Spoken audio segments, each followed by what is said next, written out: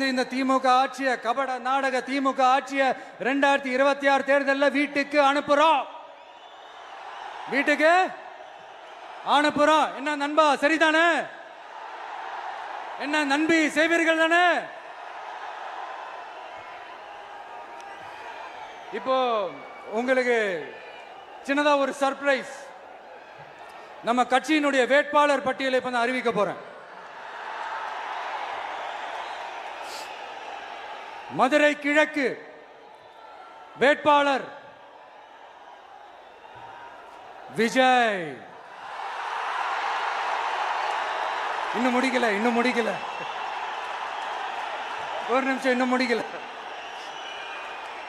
மதுரை மேற்கு வேட்பாளர் விஜய். மதுரை மத்தி வேட்பாளர் விஜய். மதுரை தெற்கு வேட்பாளர் விஜய்.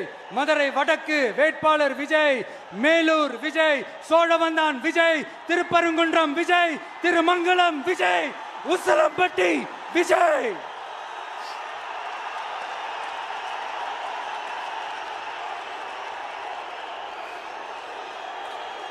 என்னடா எல்லா தொகுதியிலையும் ஒரே வேட்பாளர்னு பாக்குறீங்களா?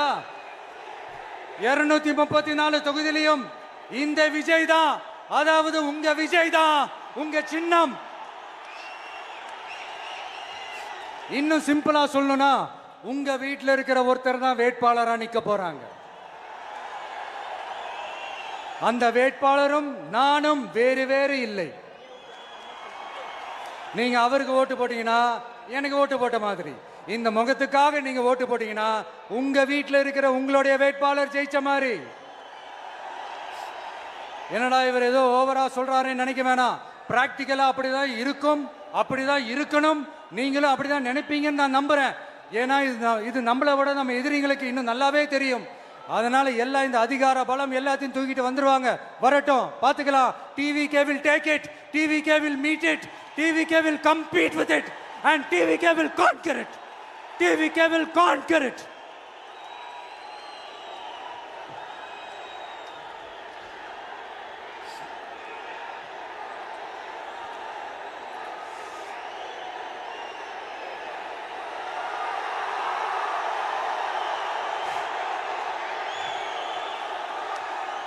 இந்த நேரத்தில் நம்ம மனசுல இருக்கிறத மக்கள் கிட்ட சொல்லி ஆகணும்.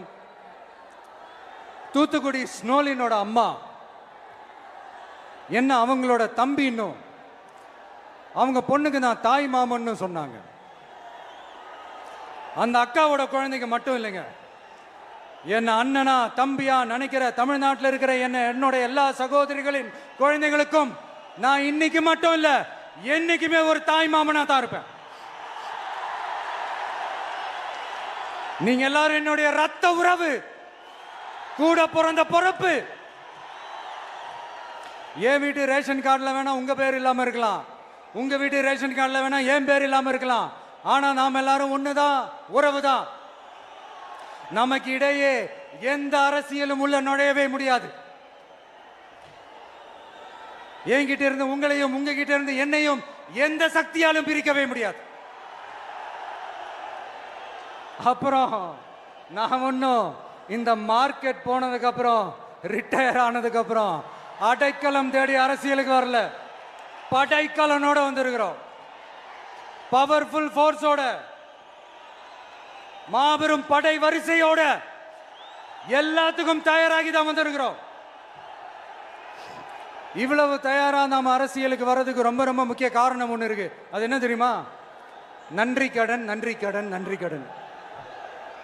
கிட்டத்தட்ட ஒரு 30 வருஷமா, 30 வருஷத்துக்கு மேல நீங்க தான், நம்ம மக்கள் தான் என் கூட நிக்கிறீங்க, எனக்காக நிக்கிறீங்க, என்னை தாங்கி பிடிக்கிறீங்க, மனசுல ஏந்தி பிடிக்கிறீங்க, தாய் அன்போட மடியில ஏந்திக்கிறீங்க.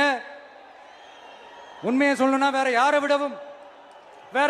விடவும் எனக்கு இந்த அன்பையும் ஆதரவையும் கொடுத்திருக்கிறீங்க. என் மேல உயிரையே வச்சிருக்கிறீங்க. என்ன உங்க வீட்டுல ஒருத்தனாவே ஆக்கிட்டீங்க. நீங்க எனக்கு கடவுள் கொடுத்த வரம்.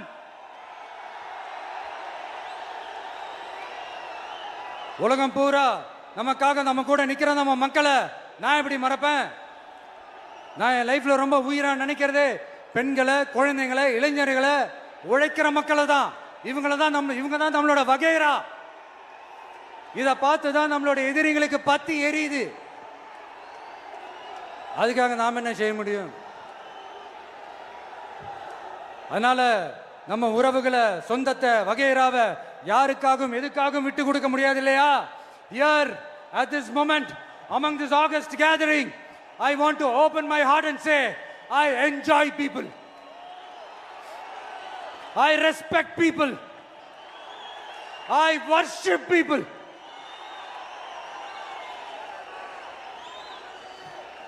சரிப்பா, இவ்வளவு செஞ்ச நம்ம மக்களுக்கு நன்றி கடனா உன்னால முழுமையா செலுத்த முடியுமான்னு கேட்டா சத்தியமா சொல்றேன், என்னால முடியாதுதான். இன்னும் எத்தனை ஜென்மம் எடுத்தாலும் அந்த நன்றி கடனை என்னால தீர்க்கவே முடியாது. அப்புறம் என்ன மானாவுக்கடா நீ வந்திருக்க அதானே கேக்குறீங்க? மைண்ட் வாய்ஸ் கேட்ட மாதிரி இருந்தது. வாழ்நாள் முழுக்க நம்ம மக்களுக்காக ஆதரவா துணையா நிக்கிறத தவிர, அவங்களுக்காக உழைக்கிறத தவிர எனக்கு வேற எந்த எண்ணமும் இல்லை. எனக்கு இப்ப வேற வேலையும் இல்லை. இனிமே எனக்கு இதுதான் என் வேலையே, என் கடன் இனி என் மக்களுக்கு பணி செய்து கிடப்பதே. இப்படியா ஹார்ட் டு ஹார்ட் யதார்த்தமா பேசிய பழகிட்டோம். இதுக்கு மேலேயும் எனக்கும் மக்களுக்கும் இடையே இருக்கிற அந்த உறவை பத்தி நான் பேச ஆரம்பிச்சேன்னா ஒரு மாதிரி எமோஷனல் ஆகிடுவேன். அப்புறம் அதை கண்ட்ரோல் பண்றது ரொம்ப கஷ்டம். அதனால என்ன மனசார நேசிக்கிற நம்ம மக்களுக்கு ஒன்னே ஒன்று சொல்றேன், இந்த விஜய் உங்க விஜய், உங்களுக்கான விஜய், உங்களுக்காக மட்டுமே இருக்கிற விஜய். உங்க கூட நிக்க, உங்களுக்காக நிக்க, உண்மையா நிக்க, உணர்வோட நிக்க, உறுதியா நிக்க, உங்க கூட பேச, உங்களுக்காக பேச, உண்மையா பேச, உணர்வோட பேச, உறுதியா பேச, உங்களுக்காக சேவை செய்ய உங்க விஜய் நான் வர.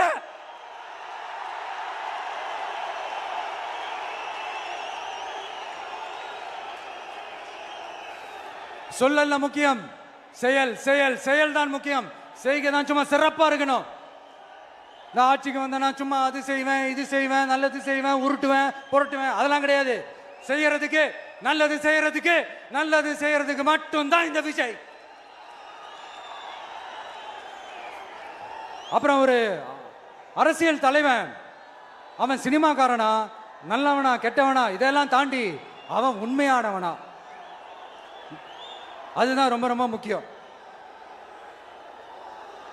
இது சம்பந்தமா ஒரு குட்டி கதை ஒன்று சொல்றேன். ஒரு நாட்டில் ஒரு ராஜா தனக்கு பக்கபலமா இருக்கிறதுக்காக, கூட துணையா இருக்கிறதுக்காக ஒரு தளபதியை தேடுறாரு. சரியான தகுதிகளோட ஒரு 10 பேர் செலக்ட் ஆகுறாங்க. ஆனால் அதில் ஒருத்தர் மட்டும் தான் செலக்ட் பண்ணணும். அதனால அந்த ராஜா என்ன பண்றாருன்னா ஒரு டெஸ்ட் வைக்கிறாரு.